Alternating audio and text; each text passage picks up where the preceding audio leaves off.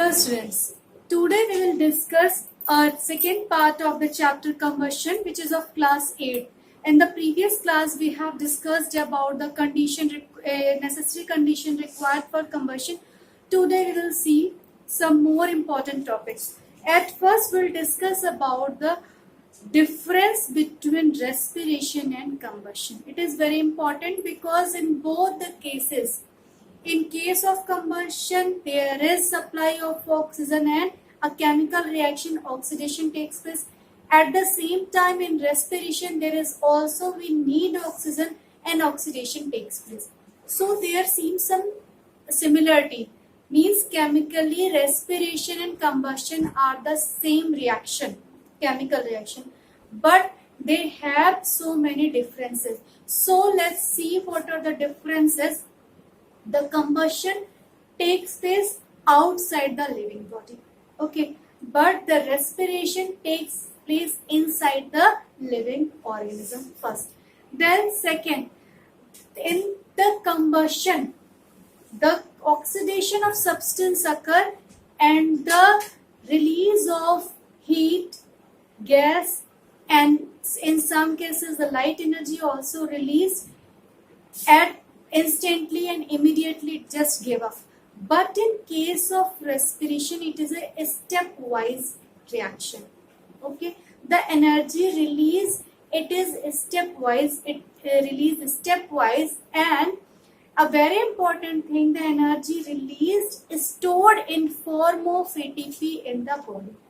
Okay, then in case of combustion, there is no enzyme required, but in case of respiration, the whole process, which is a biochemical process, it done or it occur with the help of enzyme, so it takes place in a cascade or stepwise manner. So let's list up all these differences.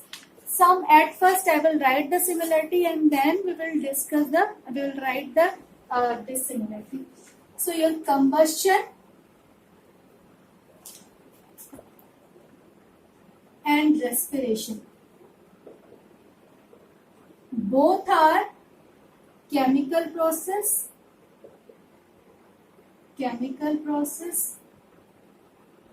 and both are oxidation, both oxidation takes place.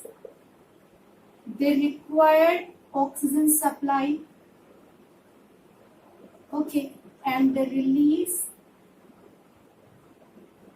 heat energy. Clear? It is a simplicity. Then what is the difference between combustion and respiration?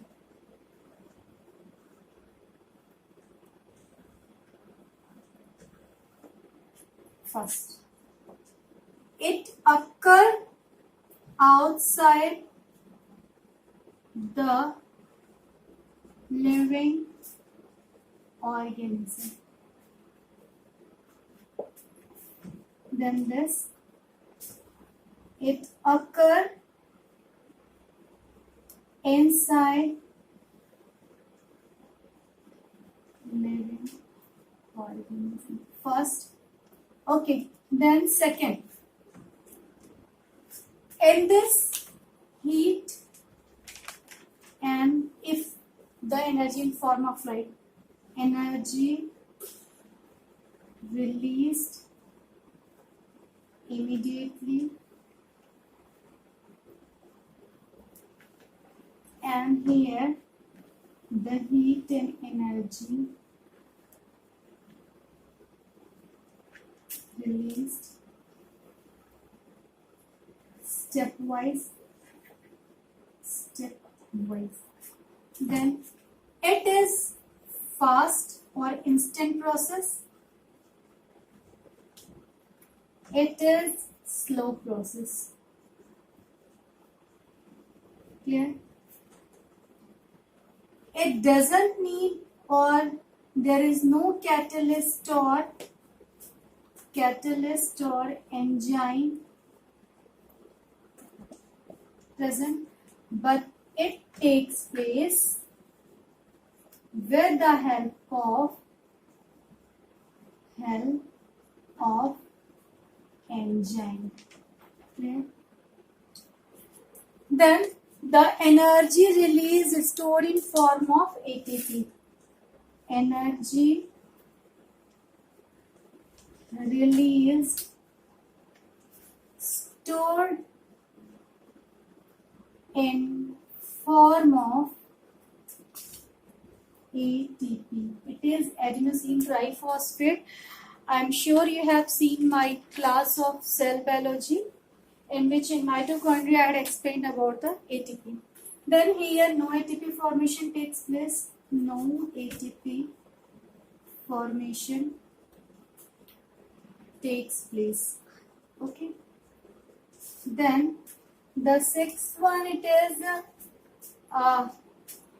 as it occur in living organism and it is chemical process. So we call it is a biochemical process. It is biochemical process and it is the chemical process. Okay. Chemical process. So it was all about the difference between the I hope it is clear to you. Now we will see our next topic of this session. It is your types of combustion on the basis of supply of oxygen, on the basis of rate of combustion. There are two criteria. The combustion is divided into or classified into three types. Okay, so let's see types of combustion on the basis of rate and supply of oxygen. Okay, especially it is a rate. So it is your three types. The first one, it is rapid combustion. Second, it is spontaneous combustion. And the third, it is explosion.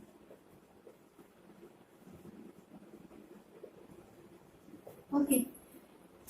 If I am talking about these three, keep in mind one example at least of each. If it is rapid combustion, just recall the gas, LPG gas we use. We just lit with lighter and it start burning and we get a large amount of heat energy. Then in case of the spontaneous combustion, you have listened and I hope you have also seen at your lab. What about the phosphorus? We store it in the oil. If we just take out at it room temperature and in air, what happens? It start burning. That is an example of spontaneous. In case of explosion, just recall at the Diwali you have used the crackers also. That is your explosion. Now talk about, let's explore this rapid combustion. So the rapid combustion, in this I am talking that rapid. So it means it burns or the combustible material burns rapidly. As it burns rapidly, so the whole combustible material will very soon finish. So it is of very short span of life or short life of that burning. Okay. Then a very important thing is that there is a complete combustion and here there is release of heat as well as light.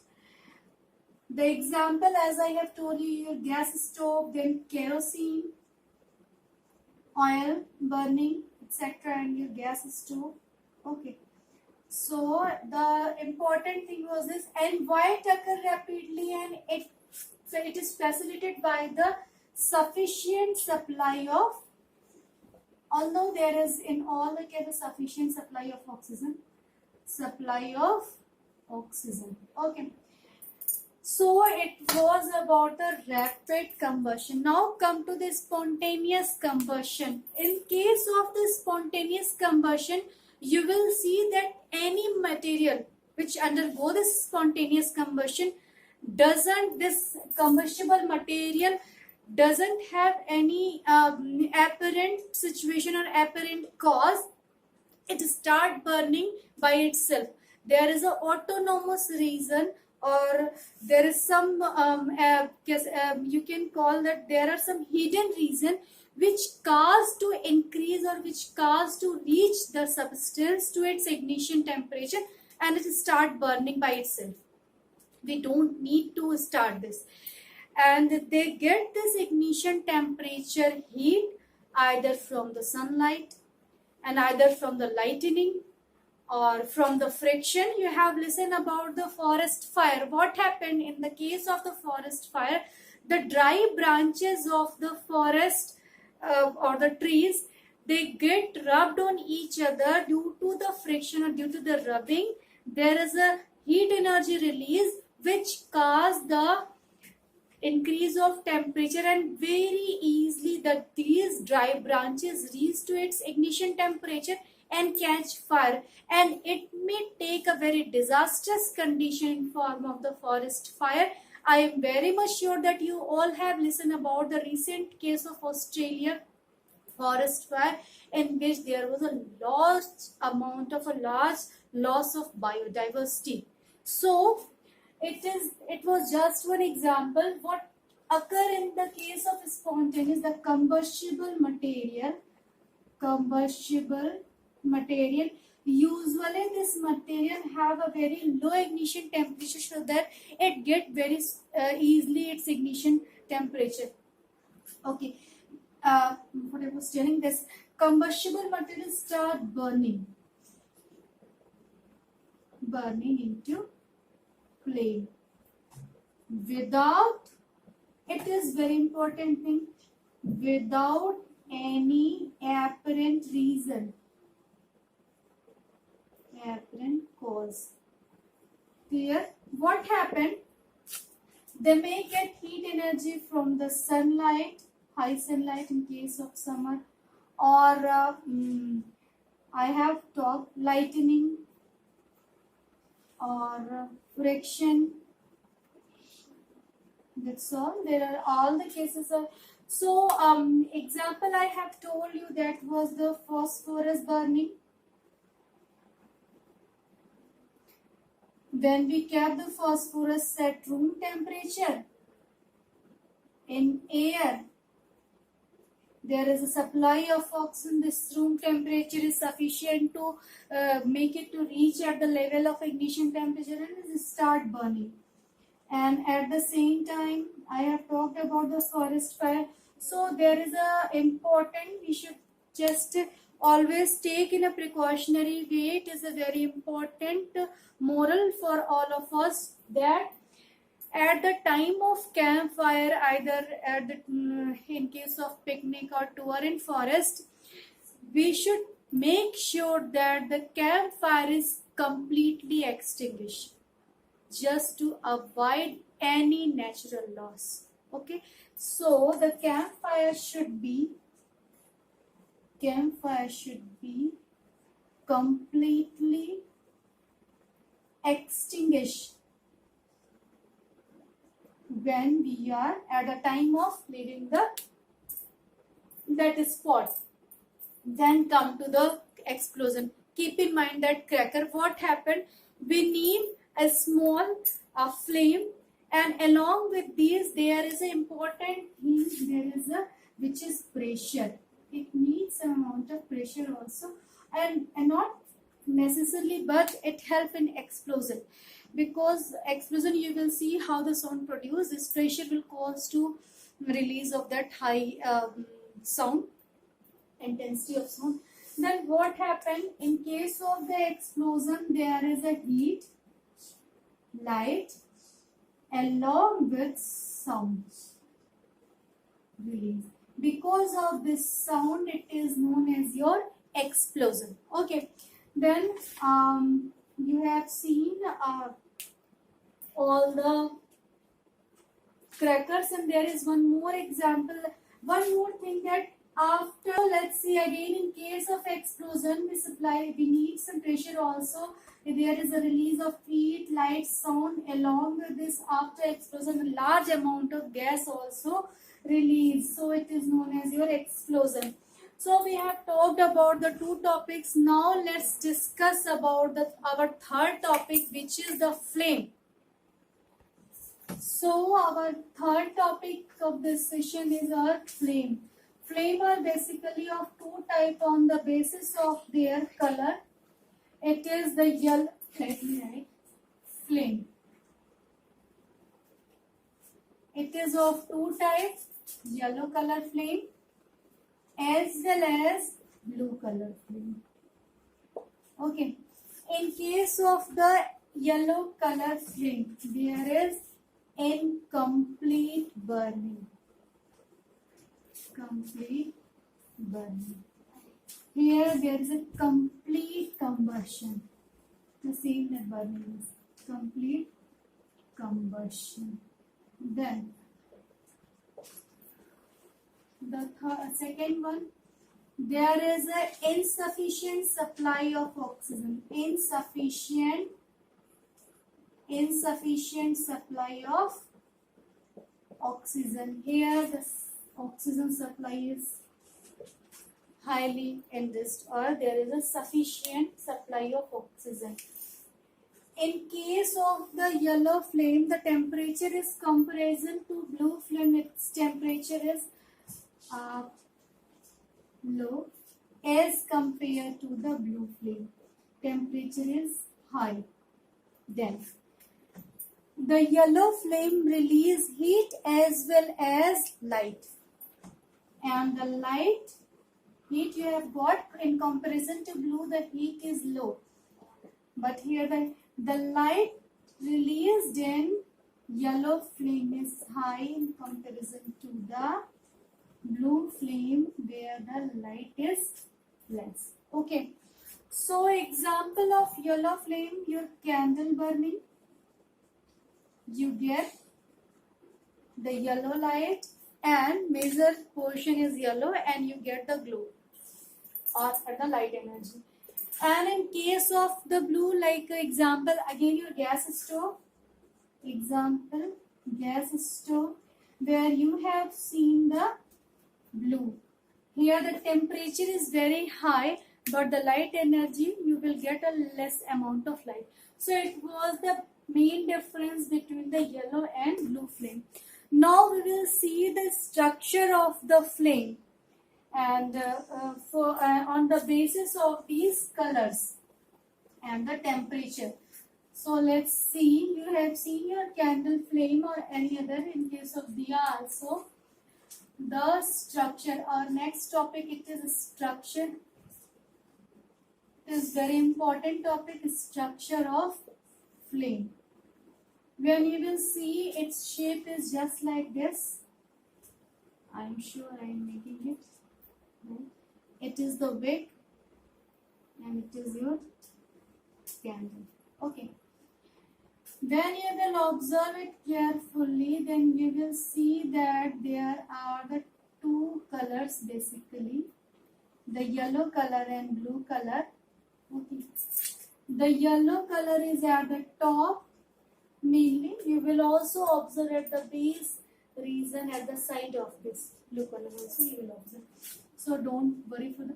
One more thing, there was one more difference between the yellow and blue flame was the yellow flame was your luminous and blue flame is also you will call the non-luminous sometimes.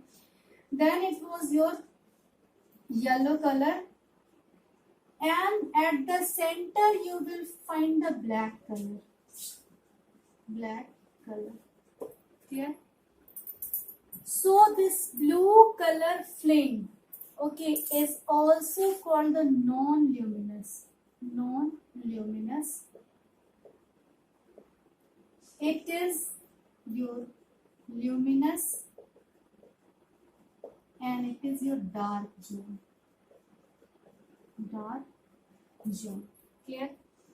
Then the third, let me draw the whole picture so that I will just characterize you within a short time. So let's do this. So I have written the important things associated with this. So the topmost, or this side also, okay. The topmost reason is your blue. You will observe the flame, it is blue in color, and it, as I have told you, this blue color will not give as much as light in case of the yellow. So this region is also known as the non-luminous zone. Okay.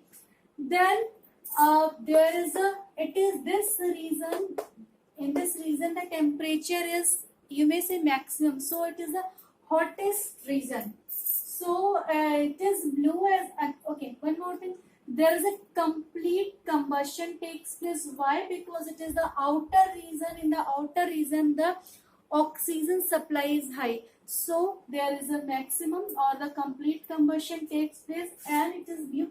Blue, I have told you, and you will not find any. It is blue. Why it is blue color? Because there is a complete combustion takes place, so you will not find any unburned particle here. Okay.